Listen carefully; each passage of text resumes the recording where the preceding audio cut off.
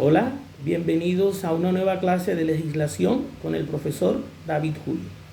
En esta oportunidad vamos a hablar de lo que es el contrato laboral en lo que respecta a su ejecución y a las obligaciones que de este contrato se derivan.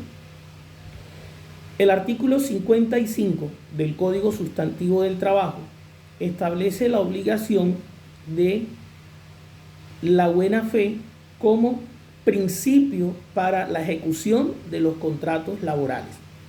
¿Qué es la buena fe?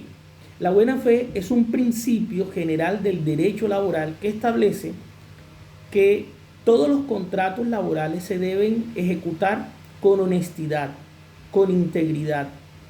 La buena fe es la convicción de la veracidad y la exactitud de lo que está contenido en el contrato. Es decir, que todo contrato laboral se debe desarrollar sobre la base de la verdad, de la honradez y del cumplimiento. No puede haber mentiras, no puede haber engaños. Si yo voy a realizar un contrato de trabajo, yo no puedo presentar documentos falsos o como empleado. Y como empleador, yo no puedo decirle al empleado, te voy a pagar tanto si no le voy a pagar. O te voy a colocar en este cargo si después resulta que no es el cargo que yo le ofrecí. O sea, cuando uno firma un contrato de trabajo, debe obligatoriamente darle vida a ese principio llamado el de la buena fe. El principio de la buena fe hace entonces que el contrato y todo lo que se derive del contrato se cumpla, en especial las obligaciones contenidas en ese contrato. Partiendo de la obligación de cumplir, lo que se establece en el contrato, decimos que el mismo artículo 56, para darle continuidad al texto jurídico, establece cuáles son las obligaciones generales de un contrato laboral. Si hablamos de unas obligaciones generales, es porque existen unas obligaciones especiales. El artículo 56 nos dice que las obligaciones generales son en cuanto al empleador y en cuanto al empleado. En cuanto al empleador, podemos decir que las obligaciones generales son la de dar seguridad y protección a sus trabajadores. Es decir, generar las garantías, crear las estrategias, facilitar las herramientas, los instrumentos y los locales, pero sobre la base de la protección y la seguridad del trabajador para que pueda realizar todas sus actividades. Y la obligación general del empleado con respecto al empleador es la de obediencia y fidelidad, es decir, cumplir las órdenes, realizar la función de tal manera como se les ha contratado, respetar los estatutos, los reglamentos y cumplir, lógicamente, lo que establece la legislación laboral.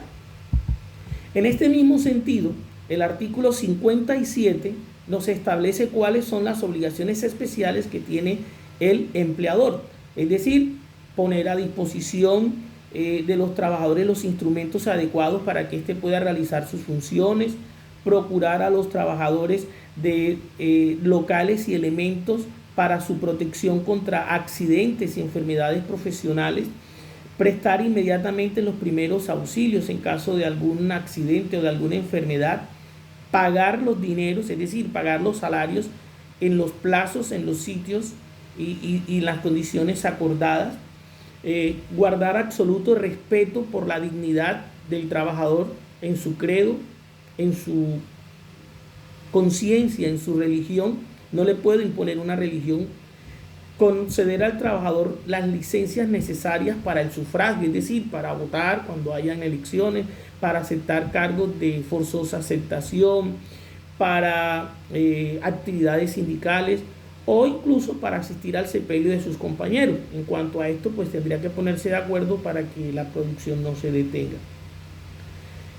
Dar al trabajador, cuando lo solicite, una certificación del trabajo realizado en la empresa. Asimismo, si lo solicita, la realización de los exámenes médicos y cuando el trabajador entró a la empresa se los practicó. Pagar al trabajador los gastos razonables de venida y de establecimiento, si tuvo que cambiar de residencia para poder realizar su actividad.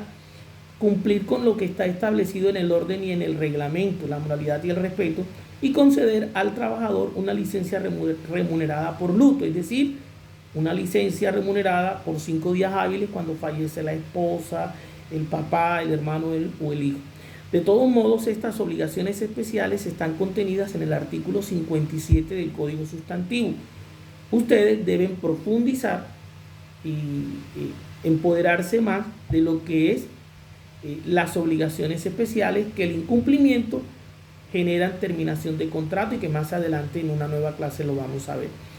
El artículo 58 del mismo Código Sustantivo del Trabajo nos dice entonces cuáles son esas obligaciones especiales que tiene el empleado con respecto a su empleador, es decir, realizar personalmente la labor en los términos en que fue contratado, cumplir el reglamento, no comunicar con terceros la información o los secretos que se manejen en la empresa y sobre todo si pueden causar perjuicio, conservar y restituir en buen estado, excepto los que se utilicen para realizar la función, todas las herramientas y las materias primas que se le entregan para realizar su trabajo, guardar rigurosamente la moral y el respeto por las relaciones entre compañeros y con respecto al empleador, comunicar oportunamente al empleador todos aquellos hechos que puedan afectar la producción, la maquinaria, o que de alguna u otra forma puedan interferir en disminuir la capacidad productiva, prestar colaboración a la empresa y a los compañeros